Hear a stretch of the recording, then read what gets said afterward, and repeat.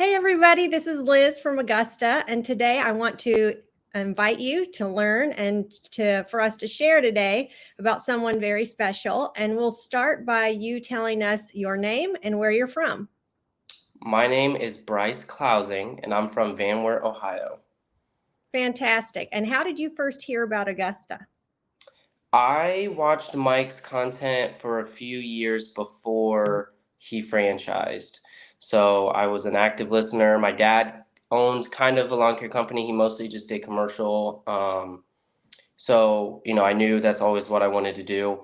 The first ever YouTuber was Lawn Care Millionaire with Yep, Certified the guy, yeah, and then I found Mike, and then so that's how I found out about Augusta, and I was trying to copy Augusta before joining Augusta, so. that's fantastic. So, a little bit about your life before. Did you work with your dad during your childhood? Did he have a lawn care company? Oh yeah, I worked a lot with my dad. I would actually miss school sometimes to work for my dad for like snow removal and stuff like that. I'd skip. I played sports. I'd miss practice and stuff like that because I would work with him all the time. It was something I really enjoyed doing, and it was something I definitely wanted to take over in the future. So anytime he offered any work, I would definitely do it. I'd definitely mow until 9 p.m. and my mom would have to pull up and say, hey, you got to stop. You got school tomorrow. And I was like, all right, so I worked a lot with my dad. So some kids are in there gaming and their mom goes, "That's it. You got to cut it off for the night." And you're out mowing and your mom's coming to find you. Yeah. And I did game a lot in high school, and I'd game all night. So I'd get like 3, 4 hours of sleep every night, and I'd just make up on the weekends. I would literally game. I'd get home 9, 10 from working, and then I would game all night long, and it was definitely a very unhealthy trend. So. So you had a lot of energy. So it's probably a good thing that you had lawn care to keep you out of trouble. Yeah. I used study hall to sleep and stuff like that. So luckily, I had some study hall teachers that knew what I did, and they kind of just would wake me up at the end of study hall, and then they would say a little joke like, "How was your nap?" or something like that. So I had a That's little naps to get me going throughout the day. that's great. So your teachers knew and supported, and they knew that you sometimes missed school to work. Yeah, they definitely knew. If it snowed, they just assumed I wasn't going to come in. So and they And would how? make jokes about it. Well, I'm sure. And how were you grade wise?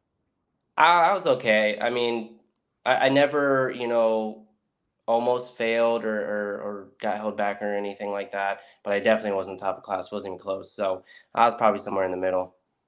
Fantastic. That's super good that you could pack all that into your youth. And so you never planned to like go to college to get a business degree or anything. Did you feel like you learned enough from your dad that that would be kind of a waste of time? I did think about it senior year. I think I struggled with it. I think the reason why I didn't go is honestly because of Mike. I remember one time he said he learned more running his business than he did getting his MBA. Yeah. And before I heard him say that, I actually thought about going and getting a degree. And actually, actually started college, but dropped out very quickly. Once I heard him say it, I heard like Alex Ramosi say it, and then there's some other people that said it, and I was like, I'd much rather just like give my dad an offer to buy the business and then just see what happens. So is that what happened? Yeah. So I dropped out quickly. I worked for him for another year, and then I felt like I was kind of wasting my time because I was like I had all these ideas, and my dad was kind of settled in where he was. So like we would butt heads over some topics and stuff like that because I was the young eager guy trying to grow very quickly. So I approached him one day after work and I said, what would have to happen or for me to kind of take over this early? Because I was 20 when I bought it. Okay. Um, and I never before that, never thought I would buy it at 20. We'd always talk about like 25, 26. I said, what has to happen? And he said, well, we can start talking about it. And then so we started talking about it over a couple months. And then we kind of had, kind of a vision over how I would take it over and the payments and stuff like that. So that is what happened. It happened pretty quick because I dropped out in fall, and then by January I want to say we started the process of it, and then I bought it in March. So how did he feel about you doing this? Did he know you were listening to Mike and that a little bit of an influence was coming from that direction? Yeah, because I would go to work and I'd be like, man, this guy has this so much bigger business and he says this. Why don't we do this? And and then I remember like Brian's lawn maintenance. I bought one of his coaching calls and I got on the phone with him one night and my dad was kind of blown away. Like you spent that and you don't even own a business. And I would come with those ideas and then Lawn Care Millionaire, I was like, hey, I heard this, I heard that, and all that stuff. So yeah, I there's a lot of I definitely we worked together. He worked in the field. It was a pretty small business, so we had all day to talk, in drive time and stuff like that. And that's when I would give him my ideas and what I think should change and all that other stuff. So was he too old school to buy in, or was he pretty open and receptive to the new ideas you had? Um, that's I think he was definitely settled where he was. I don't think he wanted to double or triple his business or nothing like Mhm. that. There's a couple things like before I started giving my opinions, he didn't even have QuickBooks. He did everything on Excel. Wow. And yeah, so I really pitched him hard on that. And then he did do that. Um, but besides that, in the sense of marketing and stuff like that, or CRM, yeah, not even close. He didn't even know what a CRM was, and I was trying to sell him on what it could provide and the email marketing and stuff like that, and automations and stuff like that. And I was like, at that time I listened to Lawn Care Millionaire a lot, and I was like, the service autopilot is supposed to be amazing, and we should really get this. And he definitely never, I don't want to say shot down the ideas. He just never Mhm. took action on the ideas. So like we would discuss it. We just didn't go further with it. Mhm. So back then, when Jonathan Prokoshnik was selling, or like being a part of Service Autopilot, did you buy Service Autopilot at that time? Yeah, so as soon as I bought the business, that's like the first thing I did. I got Service Autopilot. I looked up to Jonathan pretty big, like a lot. One of his videos, he said if we were ever, where's his office? Dallas, somewhere in Texas, Mhm. and he said we could stop by anytime. And I told my girlfriend at the time, I was like, if we ever vacation there, I'm stopping, and I want to meet him. So that was like the first thing I did is I got Service Autopilot and started playing with it and trying to figure it out. I didn't know, I didn't have automations for like the first year because I didn't know what I was Oh doing. yeah. Yeah. I'm very impressed that you did that because there's so many layers to it. It's not an easy CRM to start out on.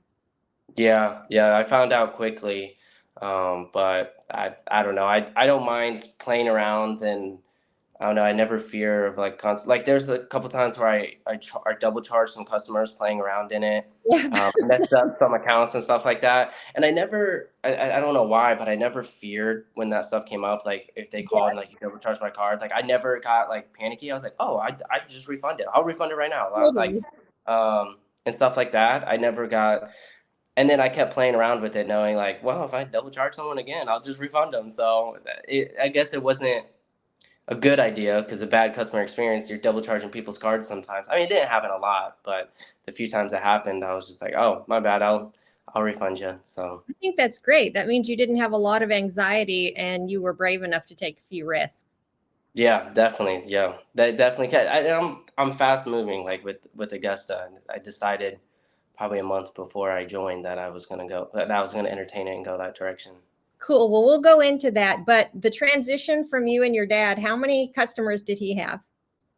Well, he only had big commercials, so probably like I want to say 20 to 30, somewhere in that, but they were monthly contracts.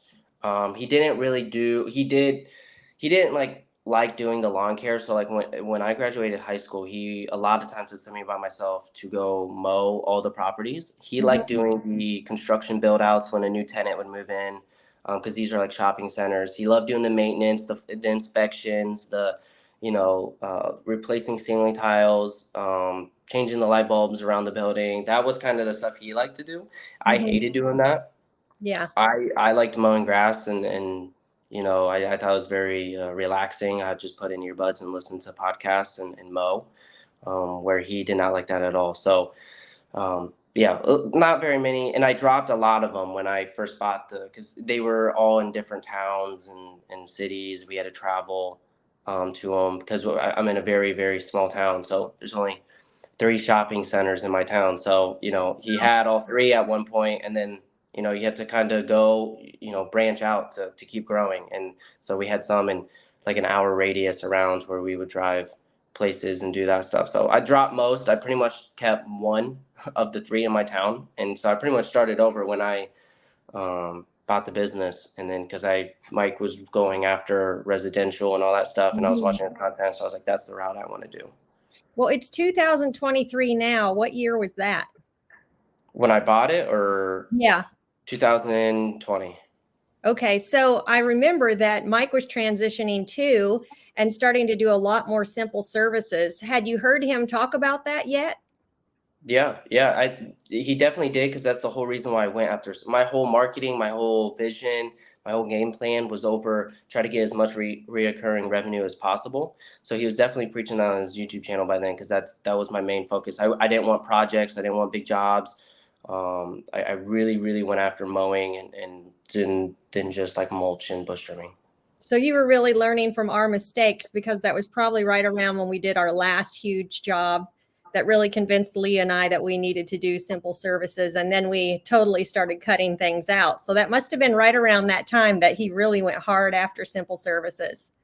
Yeah, yeah. And I remember, I think it was around the time where you guys tried out turf, like was around that time, Yes. and Okay. putting greens and stuff. And I remember him saying how it was a big mistake and all that stuff. And I was starting to catch on, like he's cutting out all these complicated services and he's really trying to focus on pretty simple stuff. So then that was my main focus when I took over my dad's business. I cut out all of the big commercial accounts except for one, in my just to have some revenue.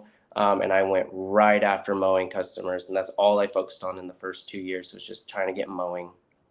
Yeah. So it was still a bit before we started the franchise. So you just started to implement the systems that you knew and just follow the channel. And I don't think Jonathan was still doing any podcasts by that time, was he? No, that's why I kind of switched over to Mike, Yeah. because Jonathan stopped putting out content. And then I found Mike one day, and it was pretty much like the same type of information, higher business level stuff, not, cutting grass and the techniques of cutting grass and stuff like that. And I remember right before I bought the business, I think it was right before, like a month before, I bought Mike's course. Oh, And okay. I stayed up all night. So my now fiance, my girlfriend at the time, she was going to college and she was working thirds at a hospital, and then going to college on like first shift, and then would sleep on like second shift. So like while she was sleeping, in the evening and went to work at night, I went through that whole course that night. Wow. And I was so excited. So yeah. So you don't have any problem moving really fast. So you probably were able to stay neck and neck to how fast Mike moves. And when he makes a mistake, he says, I made a mistake, and he pivots. So you probably have been pretty good at staying right with him. Oh yeah, yeah. And it was one of those where, like, if someone's, quote unquote ahead of me, or however you want to say it, I listen to them, but I forget who said it. It might have been Alex Ramosi, like, you listen to them until you pass them, or something like Yes. that. Like, you take their advice. So like anything he said, I just took it as, scripture, and I have to do it. So whatever he said, I did it right away. Yeah. And from what we've learned, both of us over time, those have been the most successful franchisees, are the ones who just blindly follow systems that have already been proven. Yeah, yeah. And I since day one of joining Augusta, there's not a system I didn't implement. So what was the very final thing that made you switch over to the franchise? Was it just that we finally started one, or that, yeah, what was it? Well, so the first year when he was trying to get 10 people, Yeah. I was one of those people that was like, why would you ever join a franchise? Like, you are giving away all of your ability to do something big. So like but the only reason why I started a business and want to be in the business world is I want to do something big. I want to see, I view business as a game, and I want to see how big I can get, whatever that level is. And I was like, why would you do that? That makes absolutely no sense. But I rooted really hard for Augusta, and I I was like, I hope they succeed. I hope they, I hope there's an Augusta in my town. I don't like, and I don't ever view like competition as a bad thing. Um, so yeah, I rooted really, really hard, and I went through and had a very, very rough year. Um, one of those where I hired people, lost them all Mm-hmm. again, and all that stuff. And then so I started thinking. I remember talking to my girlfriend at the time, and I was like, you know, what if I joined Augusta? And it shocked her because I just trashed on joining Yeah. a franchise a year earlier. She goes, "Why would you do that? You weren't for it a year ago." And I was like, "Because I find myself really rooting for them. I find myself supporting everything they do, all the systems. I'm pretty much copying Augusta at this point. I'm just Mm. not having success at the moment." Yeah. So I was like, maybe there's a benefit if I'm going to copy Augusta. Maybe there's a benefit of joining and getting that hands-on training, that hands-on education from them. Mm-hmm. And then I wasn't 100% sold. I was like 50-50, had a coaching call with Lee. And at this point, I thought like it's a one location deal. Like I have one location, try to make it as great as possible, all that stuff. And he started talking about Brian down in Augusta, Georgia. Yeah. At that time, he like had a vision of having 20 locations. Mm-hmm. I said, wait, we can do that? Okay, how's this work? And then Lee and I had a good conversation about, well, you get one down, you get it profitable and you get it stable, you get a good GM. And then we started going through the steps of how to eventually start growing that way. And I was like, oh my gosh, so I can do something big and be a part of Augusta? Yeah. I was like, okay, so now I'm pretty much sold. So then we get off the Zoom and I go to my girlfriend and I was like, this I can do something big within Augusta, and this is what I want to do. Like I want to see how big I can get something. Yeah. And she never really tells me like no on anything. She just says I Mm-hmm. trust whatever your judgment is. She's never said no to anything. She was like, well, she knows I overthink everything and Yeah. I overanalyze everything. So like she jokes that like when I tell her an idea, she knows I've been thinking about it for a month. And she'll like when I say, hey, I've been thinking on this, she'll actually laugh because she'll be like, I know you've been thinking about this for a month now. So she was very supportive and I was like, this seems like a no-brainer. I'm pretty much copying them. um, I can do something big within Augusta, which is my main number one thing I want to do in my life is see how big I can get anything, Yeah. and see what that turns out to be. And plus, I'm rooting very, very hard for Augusta anyways. So I was like, I seem like it's a no-brainer. So then our second call with Lee, I was sold. I was like, I'm ready to rock and roll. When can we get started? That's And cool. yeah, so that's just to find out that I can do something big in Augusta, something that like, building a 20 or 10, 20, 15, depending on how many locations you have, but $1 million, organization within a franchise, if you open a lot of locations over, a good period of time. I was like, okay, that's all I wanted. Let's So go. what year was that? Uh, so I think I signed up November of 2021. I went to training in December of 2021, and then I officially became Augusta in January of 2022. So you've had your second full spring season. Mm-hmm. Yep. And what's the difference between last year and this year for you? Understanding the swings and demands, employees. I never overhired. I was too scared to overhire, and then when Mhm. they leave me, I would resort to me and one other guy. So I was taking huge revenue hits every time I lose people because I Yeah. would just shut down and reverse. Because I would never overhire, anticipating someone or maybe all will leave. And I never kept hiring. So this year I was really more aggressive and closing jobs. This is my first year of really being very, very consistent, follow-up phone calls, upselling customers, not really saying no to work. So like last year, work was coming in, but I was saying no or charging a price I'd know they'd say no Yeah. to Yeah. because I just lost my guys a week ago. And Yeah. then it would take me so long to bounce back. Oh, that's terrible. Yeah. Made me So work. yeah. So this year I just kept hiring, never stopped. I still lost the same amount of guys. But, luckily, I think a big, huge difference this year is I have a guy I can trust, a leader in Kobe. Um, with him, I don't know. I just feel like with him, I'm way more confident knowing Mhm. that I have him to brainstorm with. I have him. I know he's committed. I know he wants what's best. I can throw any task at him, and he'll, educate himself and do his best on it. So that was the big difference, is getting a higher level person to Mhm. kind of like act like your partner in the sense of, talking, game planning, hiring, training, closing jobs. I feel like there's another me out there. So that Yeah. has made me a lot more confident. And when we lose people, I know I still have him. So I'm like, okay, let's go back and, try to get some high level guys and all that stuff. So I felt like this year I was just way more calm and way more stable emotionally when things didn't go my way, which is going to be every year. So something that I really wanted to focus on is not freaking out when things don't go my way, because it's going to Yeah. happen every. Yeah. Does he really catch the vision of the higher level of what you're trying to do and listen to the content, or is he just content to be what he's doing? No, he wants, so he what he wants to do is he wants to be the GM of the VMware location. But Got it.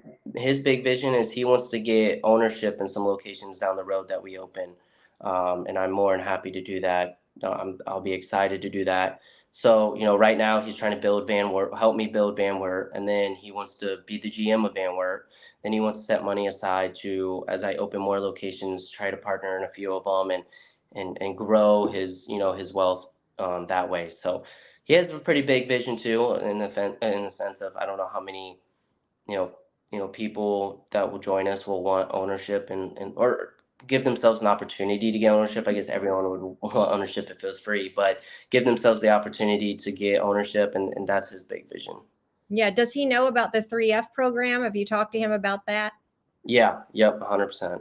And he does a good job of explaining that to our other guys too. And P for P, do you guys implement that? Oh yeah, 100% since day one. I actually tried doing P for P before joining Augusta. Just Excel and all that stuff. It didn't go very well, but I was attempting. So Yeah, it was not easy. When we first yeah. started, it was all in Excel too. Hmm. So that's how we built it, and now we've come a long way. So we're all learning as we go, I guess. Yep. So where are you with employees now? Trucks, employees, revenue? So we're sitting around 30,000 a month, which is double what we did last year. Uh, Awesome. yeah, so we doubled this year. Um, Employees, we unfortunately just lost two college kids. Obviously, they have to go back to college. I joked with them that Augusta's better in college and they should stay, but Yep. um, You didn't and believe me. yeah, so I tried, but it's all right. And then I had one guy quit, so we lost three people in 1 week. Yikes. So we're hiring. We have a new guy start next week, and then another guy the week after. So we're trying to get back up to four of us total. So me, Kobe, and two others. Mhm. Um, and then we're really gonna go hard on fall cleanups, which is something we didn't do last year, because that's last year in August I lost all three of my guys. Um, It's probably pretty hot there in August, isn't it? yeah, so usually you see the heat index over 100 pretty consistently. Yeah, I would think so. And that's probably a little bit why some people quit, you think? Yeah, oh, 100%. You can just see it at the end of the day. They're just drained and they just don't want to come into work the next day, and they're so tired. And we do 410s to try to like give them a longer break over the weekends. I'm like, it's 2 extra hours in the heat, but I feel like it's worth it to get those 3 days off, because we don't really get rain in August. So like the odds of us working a Friday in August are pretty low, as long as we, get our work done that we're supposed to get done. So it's a little longer days in the heat, but the guys really, really like having Friday off. They look forward to it. And if it's going to be a whole week of a heat index over 100, we might go down to 5/8. But I usually let them make that decision. Cool. And then you said you would have had the four guys plus you. And when you had that, were you able to be out of the field and doing estimates all day? Oh yeah, yep. So when I had a full crew and they were all trained up, I was doing door hangers and estimates every day. And that's when we got booked out like 8 weeks at one point during that, and then we started losing guys. But um, so I mean, things were going really, really, really smooth.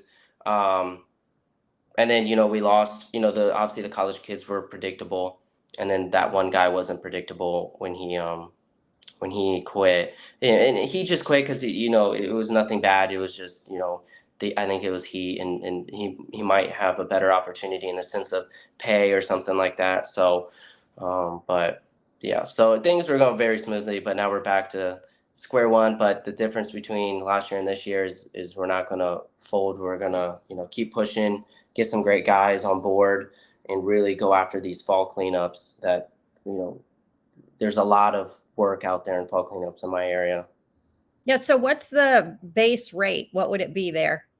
17. Okay. And people are pretty receptive to coming on at 17, knowing they could make P for P.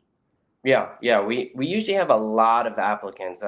We're usually pretty picky on who we take on. We've been very picky. So When you lost a few of those guys, how were you after going several years, watching the content, hearing the stories of other people? Did you pretty much plummet emotionally, or were you feeling a little more this year, like it's okay, we got this? How were you then? this year I didn't um, emotionally dip at all. I like not one bit. So the funny part is I had jury duty the last week of our college kids, and then also when that guy quit. So I actually had Kobe as the stress test to run the location for a whole week without contacting me. I was like, let's just see how it goes. Right. Um, and he had to deal with a lot of stuff, like anything that can get thrown at you in a year got thrown at him at that week. So And yeah. So when that guy came in and quit and all that stuff, he gave me a call, and I was like, wait a minute, you're not supposed to be contacting me. And I answered, and he goes, hey, I didn't know if you want to know this so we can get an ad out there, but this guy just put his 2 weeks in, and I was like, okay. I was like, that's not a big deal. I was like, I'll get the hiring ads fired back up, and see if we can get some good level people. And um, I found myself being the calmer to him because that was his first time experiencing that. Usually, yeah, always happened to me, rightfully so. And that was his first time having to deal with that, and he handled it well. And I think once he, when he called me, it was a little panicky, and then once he saw that I was calm about it, I was like, it's no big deal, and we'll find some great guys out of this. You could see a switch in his tone in the sense of, you're right. Um, I just wanted to let you know so we can get the ads going. So no panic this time around. how has it been being a part of Augusta Nation in that you have support from the other franchisees? We offer the Mike's Minutes is something we all get advantage of every single day, which you don't usually get from an owner Yeah. in any business, let alone from the founder of the franchise. Maybe some chats and Facebook, has that helped you feel a little more supported?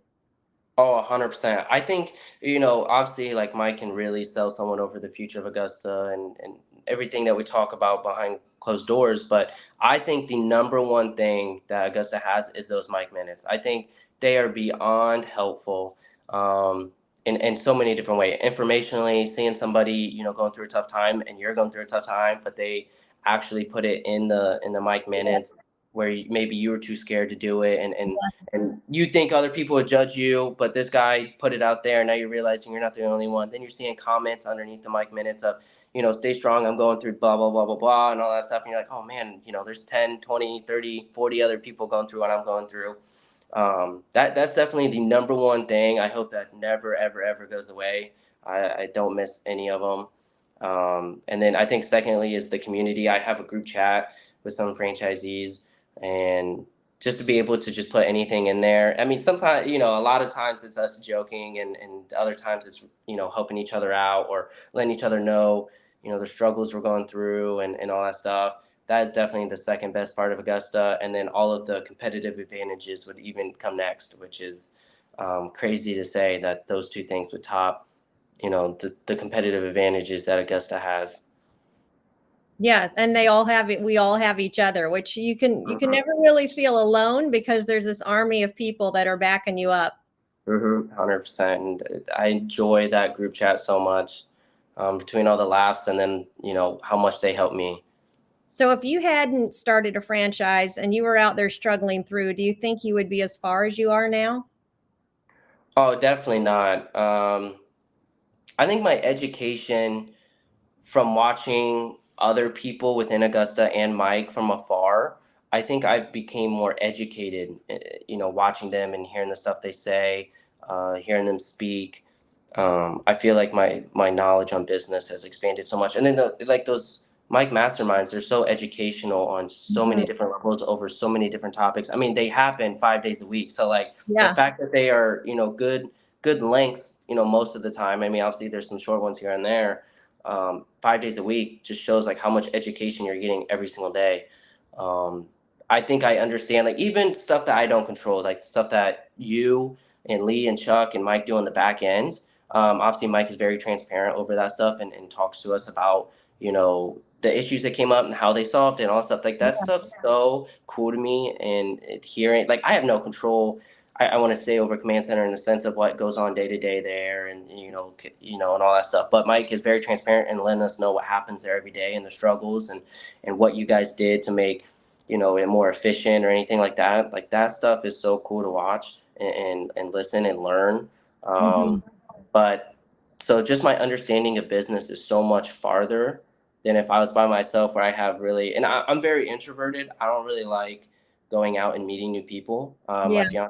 My fiance makes fun of me all the time because I don't want to go out to eat because I just don't want to meet new people.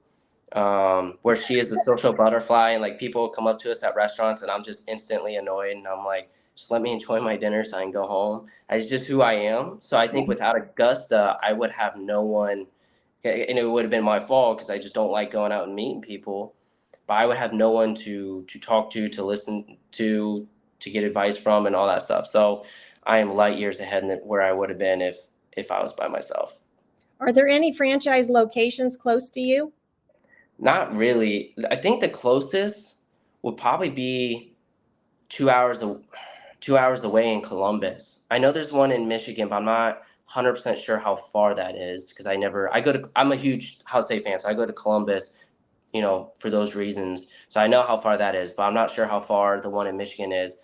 And then I think there's one in Indianapolis, which is 2.5 hours. So unfortunately, I don't have the perks of some people to drive 30 minutes or even an hour to see other franchises. I can't wait for someone to come near me. I think Yeah. that's going to be so cool. I joke with Connor Stead sometimes. I was like, man, I really want to open one in Fort Wayne, but I was like, honestly, I want to be mad if you open one in Fort Wayne, like being 40 minutes away from me. You know how much we could help each other, like when True. things aren't going well. So someday someone will come close to me and I'm going to be so happy. That's going to be cool.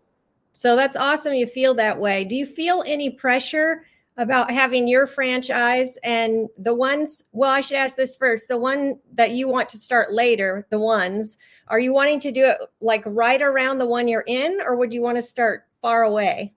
No, definitely really I wanna open as many as humanly possible that I can take on personally as close to this original area so we can help each other out. If all my GMs are in an hour radius, 2 hour radius, and where they can help each other out with anything. If one is just a little more advanced locationally, where it's not so much stress day to day, where he could go help a new location once a week or whatever, just to build that community. That would be awesome. So I really, really like. I would love because we try to get a location with like 100 or 60, 80,000 population. So like Fort Wayne would probably fit like four locations. Toledo would fit like four. Dayton would fit like four. And then I have a bunch of smaller towns in the 20 to 40,000 population all around that triangle I just drew out in my head of those three bigger locations. I would love to just fill that triangle up as much as possible. But I mean, I wouldn't be too upset if someone came into that triangle as long as he has the same mindset of me, which so far I haven't met anyone that hasn't, in the sense of let's help each other out because we're not competing against each other. So Yeah. let's help each other out. Let's stay in contact. Let's meet up once a month or something. So. Well, the good thing about that is if Lee or Chuck, if they know that you're wanting to have overlapping ones, if somebody came in to buy, they would ask you first and ask you Yeah. if you were ready to, Yeah. or if you weren't ready to, they would make sure you met that person and let you, the person who's right on site, to spend some time with them, and then you would vet them to see if they would be good for Augusta. Yeah, I've told Lee, I was like, listen, I really want Fort Wayne. I was like, the other locations, I'll be okay with someone snatching those up. It's not that big of a deal. But Fort Wayne is kind of where I want to live eventually. So to have someone have that location where that's where I eventually want to move my family when the time's right, would really, really be a gut punch. And I was like, listen, if I got speed, I have a high level person of Kobe. Hmm. So if someone was willing to, I would pounce on Fort Wayne. I would just buy it. I trust Kobe 100% to be able to handle VMware. He did the stress test. He got so much stuff thrown at him in that week. I know for a fact he can run it. The only reason why he's not running it is because it's tough to start a brand new location in the fall. So he would hopefully next spring we can take that next step, and open one. Fort Wayne's the only one that I'm gonna rush trying to get just because that's where I want to live. But besides that, as long as the guy was open to having a great relationship, and helping each other out, you can go anywhere really. I'm not gonna be upset or anything. So when you talk about your plan with Kobe, are you guys really pushing to grow to get to a certain amount in revenue? Or are you just going to be like, we're just going to go till we feel like it's time to make the leap to the other location or till we have enough funds to start the other location? Um, I really, really wanted to get to 40K a month this year. Mm-hmm. Which would have been, we would have went from on average like 15, 16,000 a month to 40, which would be a big jump. Like my town only has 10,000 people. Okay. So it's a really small town. And sometimes Lee and Chuck have to, remind me when I'm, you know, being a baby on our coaching calls that I didn't grow like these people in bigger cities. And they're like, you have 10,000 people. Let's not Yeah. forget that you still doubled your revenue. And I have to remind myself that. I think as long as bandwidth's stable, Mm-hmm. I'm not really taking really any money from it. My fiance is a nurse, so we're fine. And I drive a company car. I don't that stuff just doesn't interest me.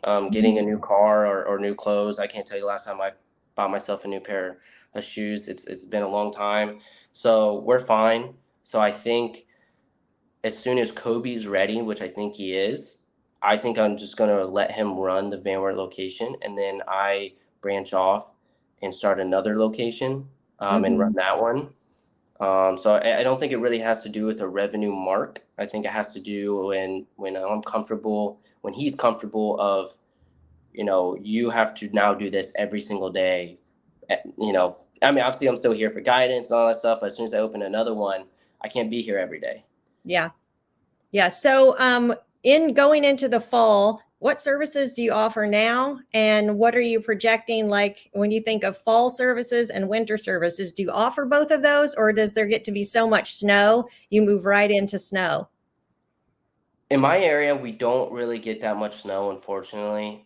Um, we get 90% of our snow in January and February. That's when it like all hits. And then Mm-hmm. so like November and December we'll get some snowflakes, maybe one service, maybe two. But that's about it. So we're really going to focus on fall cleanups and then getting everyone signed up on winter services, at least through November and December, to really keep that revenue and recurrent revenue coming in. So we want to stay at least at minimum around the 30K a month or Mm-hmm. grow. I'm not really going to be spending a lot in marketing. I'm really trying to profit because I spent a lot in the spring. So I'm really trying to profit, turn to profit mode in the second half of the year. But we're really going to push aerations, fall cleanups, dethatching, which isn't too popular around here. But I mean, we'll just try to get some, put them on the same day and rent a machine. But aeration is pretty popular. Fall cleanups are pretty popular. Property cleanups just with bushes, landscape beds. Um, we get a lot of rain in the fall, so like grass is gonna start getting tall again. Some people, their mowers broke. Like we got a few calls last week. It was weird, like 5 calls, all people their mowers broke, and Wow. then they said just sign us up for the rest of the year. We'll get the mower fixed, and we'll just, you know, Sweet. yeah. So that I'm sure that stuff will come in. We'll still get Yeah. some mower customers, but fall cleanups and property cleanups is going to be our main focus, and we want to at least at minimum stay around that 30K a month, which is what we've been doing all year long. And then snow removal most likely in January and February. So if you got another location, you would have to think way forward, like he would have to come, or you or he or both, to come to training in January to really have a start in the spring season of next year. Yep. Yeah. And we've talked about that many of times. I think as long as we can keep these two other guys full time, they can Mm-hmm. really handle, obviously I wouldn't schedule any like projects or nothing like that during the week that we'd go to training, Mm-hmm. but they could really handle if, there's a pop-up snowstorm. Last year, because I'm not really going to I'm not trying to grow snow plowing wise. Okay. Um, so last year, Kobe and I handled, I mean, 10, 12-hour shifts for normal storms. And then the big storms that we got, obviously you got to work 12 hours, take a little power nap, then work another 12 hours. But, under 6 inches, that's a good 10 to 12-hour shift between us two, and our guys can definitely handle that. We pay very well, like 26 an hour for snow removal. And then plus we have a lot of subcontractors. So I think we'd be fine uh, Mm-hmm. when that would happen. I think we have everything covered. Now, how much do you use Command Center? It's there for the franchisees with an a la carte menu. Is that something that you've taken advantage of? Oh yeah, I use them as much as they'll do for me. I will let them do or have them do, and um, I think I try to every time they do a task for me, I do try to say thank you and be nice and all that stuff. So, but anything they offer, I want them to do for me. Anything off my shoulders can really help me focus on sales and Yeah. managing the team. So that's kind of my goal. I'm going to use whatever command can do. I'm going to have them do for me so I can focus on sales and management. Yeah, that was the biggest thing for me, is looking at the cost of it, but then realizing how much when I handed it over to Command before I was there and I was still running the Bellingham shop, to realize how much more I sold that month because they were doing all that for me. Yeah. Yeah. It is so nice. Honestly, when I first joined Augusta, I think the thing I was most excited for was Command Center, because I just don't enjoy doing those tasks. And sometimes before I joined Augusta, I'd neglect some of those tasks and it would stack up on me. And then I'm spending a Sunday working a whole 8 hour Sunday, get my QuickBooks aligned and all that other stuff because I neglected it. So I think that was the number one thing I was most excited for was Command Center when I first joined. Yeah, the first 100, it's you're building this thing and there's no manual on how to build what Augusta's building, and we learn as we go. And the first 100, I would say, franchisees, they've been kind of the guinea pigs, and they've been very Mhm. gracious as we build Command. And you guys' feedback has been phenomenal, and we try to act on all the feedback. So it's been wonderful having you a part of that. Yeah, no, I honestly haven't had many issues with Command Center. I mean, the times where, something, slipped up or whatever, and I message in the group, someone handles it in, 3 minutes. So I really, and that's rare. I mean, really, me personally, I mean, I don't know about the other franchisees, but I really haven't had any issues with Command, I think, really ever. That's awesome. So the great part is one of them could be helping you with that. Another one's answering your phone. Another one's doing your collections. And Mhm. all of these things are just happening for your business, and you don't have to touch it. Yeah, and then I have you, managing and training and all that stuff, and obviously you're gonna know way more about that stuff than I will. So, Yeah, it's an awesome partnership. So if you had the opportunity to start over, would there be anything that you would change? with Augusta, with my Yeah. business, Yeah. um, Business in general. I don't think so, because every time I've made like a quote unquote mistake, um, I look back on it. I usually don't learn right away when I'm in the thick of it, because I Hmm. think my emotions are high in the thick of it. Something I have to get better at. I'm definitely like an emotional person in the sense of like I like say what's on my mind and all that stuff. Like, um, I don't think I would change anything at all.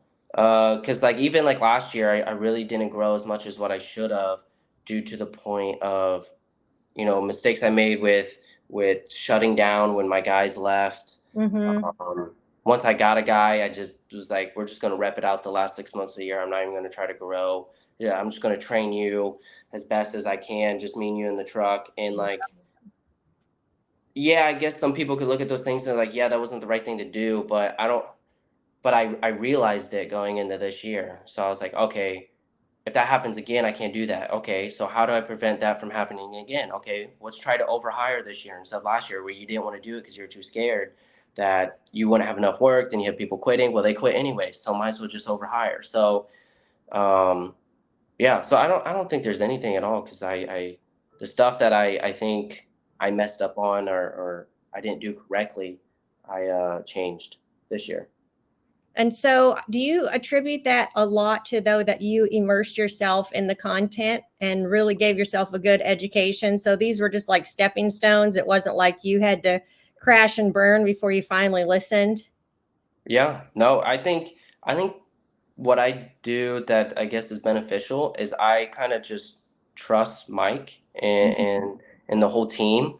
And so when he suggests something, I don't take it as I don't know, I just take it as let's do it. And if it didn't work, his guess, he has more experience than me. He has grown a business that I have not grown to that level. So I look at him as he does know more about this industry than I do. So his best guess, or if someone wants to call it that, is better than mine. So, I Mhm. listen to all the content and anything he says in the content, I just take it as it's correct. And Mike's a good time where the couple of times where maybe he didn't predict something correctly or whatever that he admits and then gives a new action plan, and I just do that Mhm. new action plan. So, um, I think my ability to just trust the team and then just do what they suggest is probably the number one reason why I'm growing.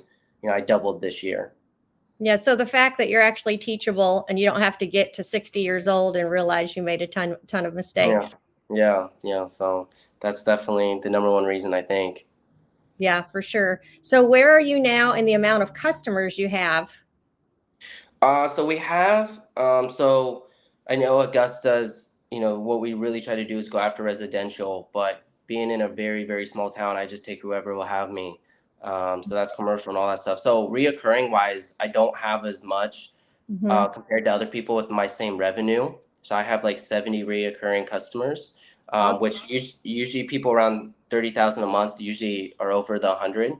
Mhm. But some of those are larger contracts where they're paying me, 20 to 30,000 a year or something like that. Yeah. So that's about where I'm at. Were you able to keep the ones that your dad had? Only one of them. I voluntarily dropped all of them outside of my town. Um, and then he lost one of the three in my town before I took over, and then another one sold right before they sold to a different company. Um, Oh, they sold to our church, and then we did continue to take care of it, and then our church sold it to one of the tenants. So there's a tenant in Mhm. that shopping center. They bought it, and then they did it. They do it themselves. They didn't hire a company. So that's how we lost that one. Is they just sold it to a tenant who wanted to do it himself. Um, so then I was down to just the one, and I have an amazing relationship with him. So I don't see that account going anywhere. So one of the, I don't know all the others that he had and that I kept. So I was pretty much starting over, except that one I kept was a good decent size. I think they end up paying us, like 40,000 a year throughout snow removal and summer services and stuff. I think you're the closest person to my cousin or my nephew. Sorry, feels like a cousin because I feel young. Yeah. But he's in Ohio also. How has your relationship been with other landscape companies like that? Because in my mind, there's no competition because we're doing something different. So, Yep. how has your relationship been with other landscapers? I honestly think my relationship with my surrounding, landscape companies are good. I don't think I do anything to upset them. I wave to all of them as I drive by. I talk to them. I have a few where I'm pretty close with, where every time we see each other, we chat and joke around and stuff like that. There's some others that, just want to, do their business, do their work and get out, which is totally Mhm. fine. But I don't think there's any bad blood. I just think they, once they start their day, they want to get their stuff done and over with and then go home to their family and stuff. But I don't think I have a bad relationship with any of my competitors. I don't think a single one that I mean that I know of. I mean, Mhm. um, I don't really have anything bad blood on any of them at all. Uh, Really, a lot of them do different things than we do and go after a different customer than we do. So, I mean, I guess technically not really. If you look at their services and our services, not really competitors. Even though a lot of people just lump landscaping, hardscaping, and mowing all as one industry, it's really, I mean, I guess it is one industry, but it's really totally. You can do so many different types of businesses within that one industry. I mean, I have one that I would say is our, competitors where like they're going after same, and that's probably my best relationship. We tags. I send him work, he sends me work. He actually helps subcontract in the winter, and he helps me, or I subcontract for him in the winter. So my, I guess, real competitor, or whatever you want to call it, is probably my closest relationship. And we both just said, listen, we're both going to get work. As long as we do good work and treat our customers right, the work will be there. There's no need to chop each other's head off for no reason at all. So let's say you got a lawn care customer and they did too, and the customer wanted thatching and they wanted thatching from him. Do you guys have some kind of deal that maybe the person who has the lawn care should be the one that does the thatching? We don't really have a deal. What we've kind of told each other is we both run businesses, so whoever the customer decides, we're not going to treat it as such. As long as we don't hear that, we're bashing each other and making up lies about each other, there's no need to get our feelings hurt. Like I don't do treatments, he does. I refer all my customers to him. He doesn't pay me for it or nothing. I trust that they're going to do a good job for my customer. He doesn't do like snow plowing in the sense of like snow plows and trucks. He does like snow blowers and stuff like that. So he refers me for that stuff. Um, but we talk all the time. We're like, listen, whoever the customer chooses, who they choose. There's no need to get our feelings involved in this stuff. As Mhm. long as we do right by our business, work will be there. That's awesome. So it's not often that you get a platform to be able to talk to other landscapers. You started really young. So is there any advice you could give someone that's just starting out, or even people that are a little bit along the way like you are? If you had to give them some advice or tell them something, what would you say? Probably what Mike always says, have higher lows and lower highs. He says that Mhm. all the time in the mid of the summer when everyone is not doing so well mentally, business, that's when stuff starts breaking, falling apart and stuff like that. I definitely would say I could have grown faster or be farther ahead by now if I didn't get so emotional when things bad happen. Mhm. So I think that's most of, and I'm not an expert in this, so I don't know if I'm the right one to speak on this, but I feel like that's most of our problems is we get so emotional in the mid summer to fall, like burnout. There's videos on YouTube, like YouTubers will make like burnout videos around those times Yep. because that's when employees have quit, your equipment's breaking, customers are complaining, you're not getting much sleep, you're exhausted because it's hot out. Mhm. Maybe something at home happens. Not only do you have a business run, but maybe you have a family. I think younger people, this is my belief, just risk it all. Like, if you don't have a family, you don't have kids, you don't really have responsibilities. I think you will learn a lot more by just risking everything in a short amount of time before you take the next step of being, a dad and a husband and stuff like that. That's just who I am. I just say, oh, I have, and I'm not saying, do anything like that's really gonna, put you out of business, like blow Yeah. all your money in your bank account. I'm very conservative with my money, but I'm very risky at the same time. I don't like to go under a certain threshold, but any money above that threshold, I will spend on marketing, on trying to get new customers. If you don't have any responsibilities, just go for it and learn. If stuff breaks, and I'm talking about business wise, and I'm talking about equipment, figure out how to fix it and make it better. So, but the only way you know that, in my opinion, is if it breaks. So do something to make it break. Like, and I'm not saying like purposely make it break, but like push your limits so far where you see what stayed together when you went past your limits and what broke. Um, at least that's my motto for business. I definitely am not the type that is scared of risk. My investing strategies are risky. My business strategies are risky to a certain point. educated risk, I guess is the Yeah. word I should use. So someone's not out there like, all right, about to blow all my money on marketing, so it happens. But um, so I guess the younger you are, the faster you can learn because you have no responsibilities. And Hmm. then people with responsibilities, all right, we got to be a little smarter with our decisions because if you have a kid, you're supporting your wife or husband. Um, yeah, I guess we got to like Profit First would be a good book to read Yeah. if you have responsibilities. Um, so I guess that's a different ball game. I'm not there. I'm not close to being there. My fiance, if she left me today, she would be just fine financially and all that stuff. So she doesn't need me in that sense of the world. She can afford to eat and have a shelter and all that stuff. Hmm. Um, so I'm able to be a little more risky than the average person, I would say. So I guess if you're older with responsibilities, I'd talk to someone that did it correctly, that had responsibility. I'm probably not the right person to talk to because I haven't experienced it. Well, you sure laid your foundation pretty good. I think that's awesome advice. How do you feel about the coaching calls? Is that something that's valuable? Oh, 100%.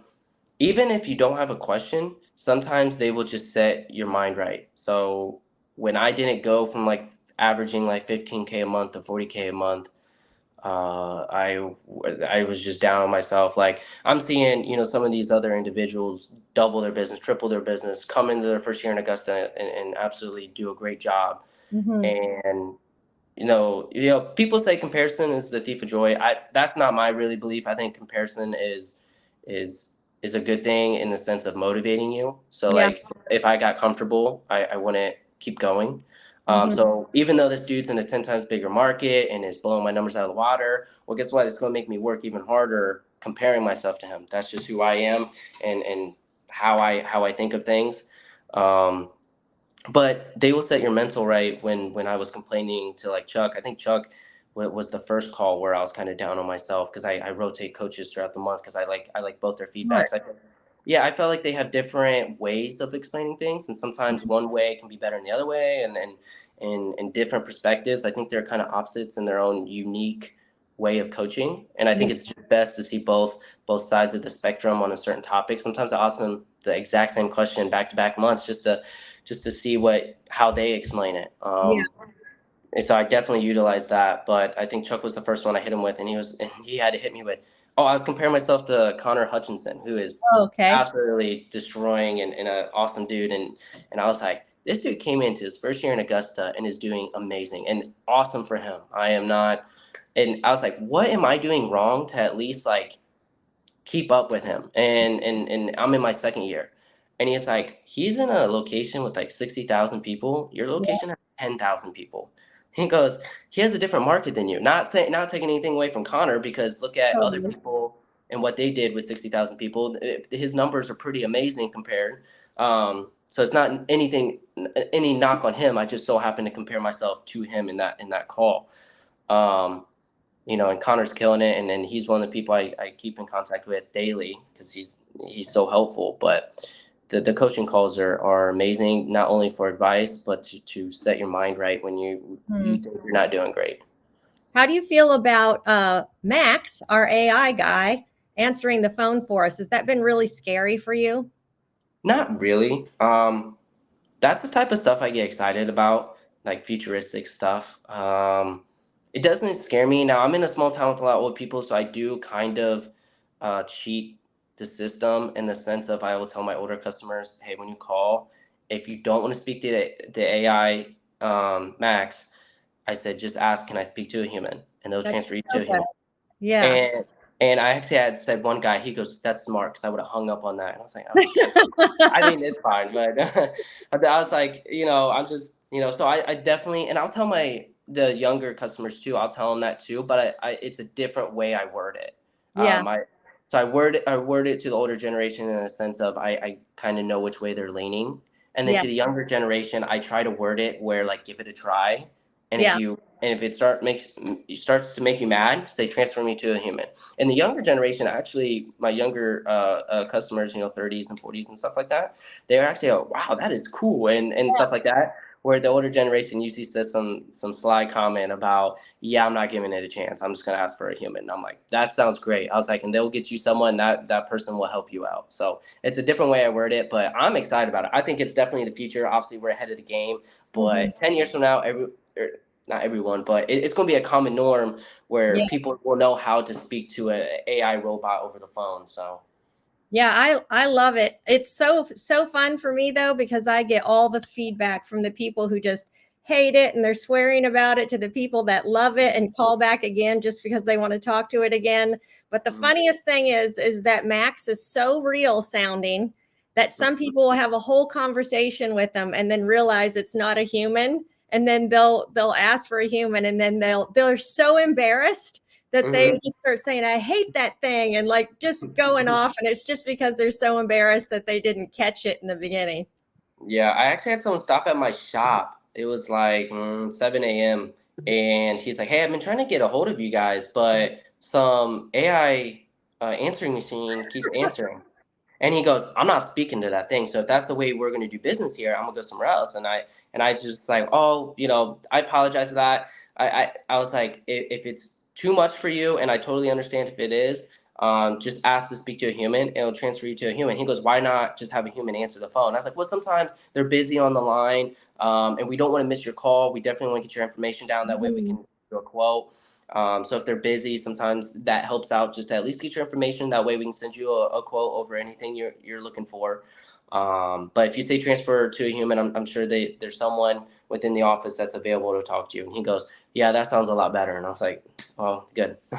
Yeah, So, sometimes it's just acclimating them to the time that we live in and mhm, telling them somebody's going to answer the phone. You're never just going to have no service. You'll always yep, have somebody answer the phone.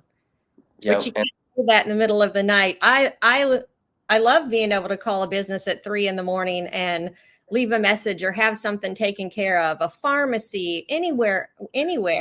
And I love it when I get an AI or which you don't too much, but you get automated conversations. But I love it because I just bang through, get my stuff yep, done.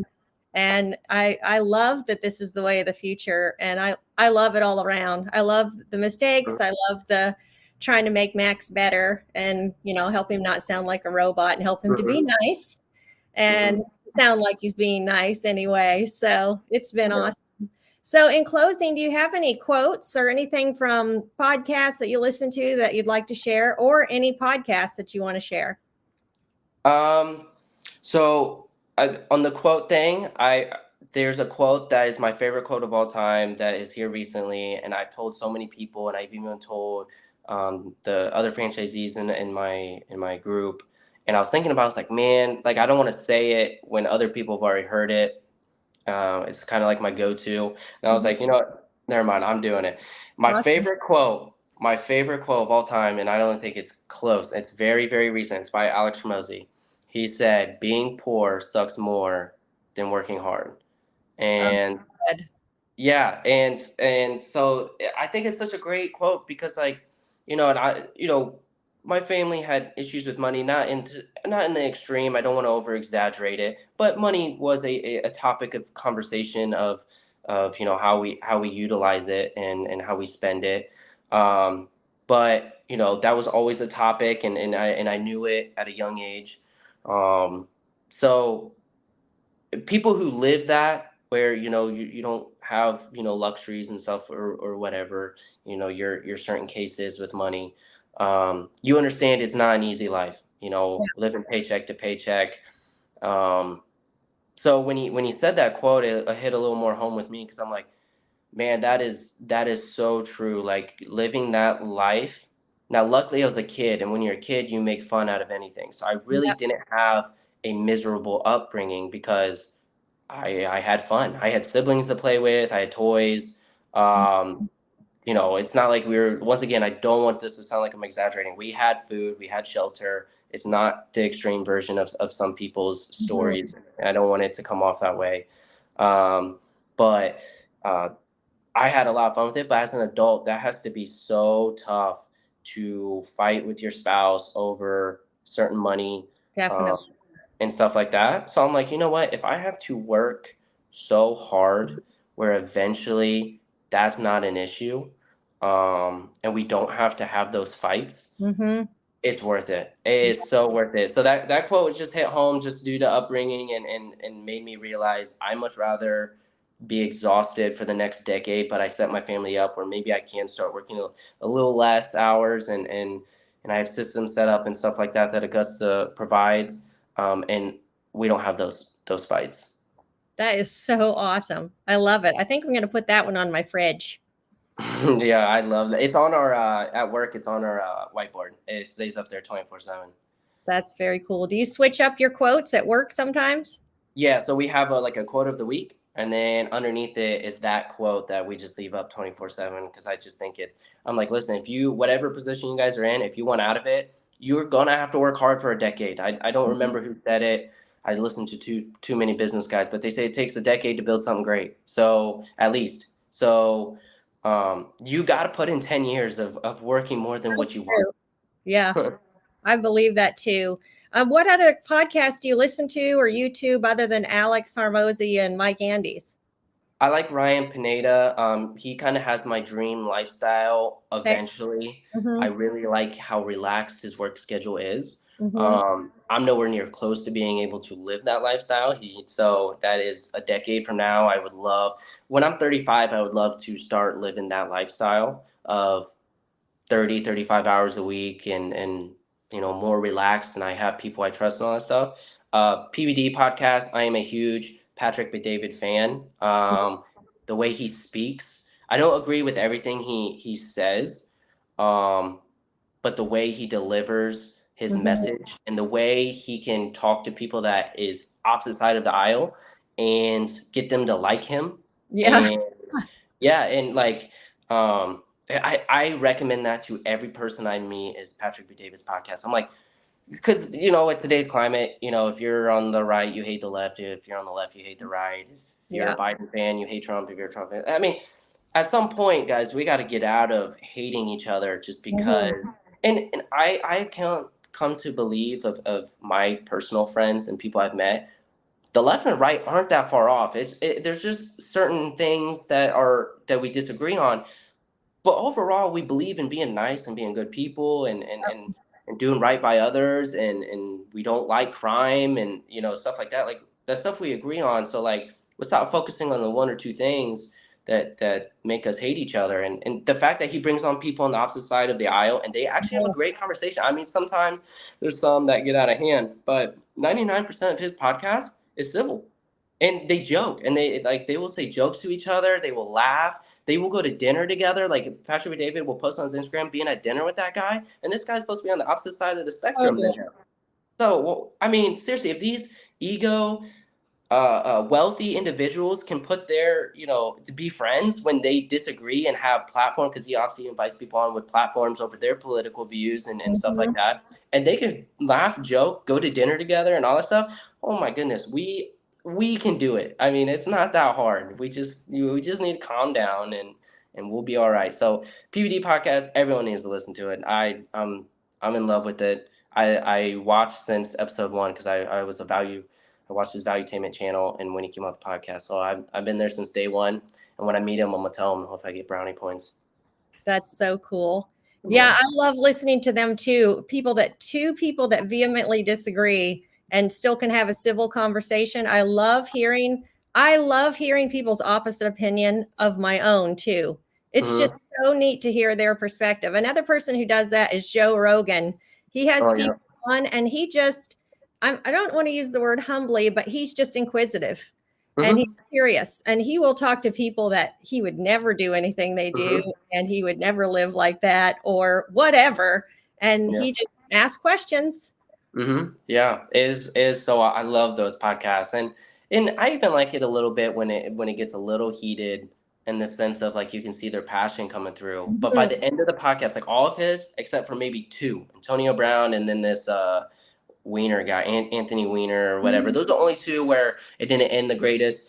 But all his other podcasts, at the end, they, like, PBD would be like, I really, really, really enjoyed having you on, sincerely. And he will look the dude in his eyes. He's not just saying it to the camera. And I'm like, guys, they literally were screaming at each other an hour ago, and now they're about to go eat lunch or dinner together. Like, come on. That's pretty cool. Yeah, I Yeah. love that. Well, I thank you for your time today. I know it's going to help a lot of people, a lot of young guys, for sure, in their first couple years, and a lot of older people looking back and saying, "Man, I wish I would have had that attitude and that drive." And really, your low level of anxiety, I think, has helped you take a risk when you were younger. Do you think Yeah. that's true? Yeah, everyone says that. I don't really get too stressed out about many things. Yeah, I think that's been a real gift to you and a competitive advantage that you haven't had to deal with that all that emotional upheaval also. Hmm. Yep. So I'll let you go. Thank you for your time. Thank you so much. I really enjoyed this, and I was so happy to see your email. All right. You have a great day. Yep, you too. Bye.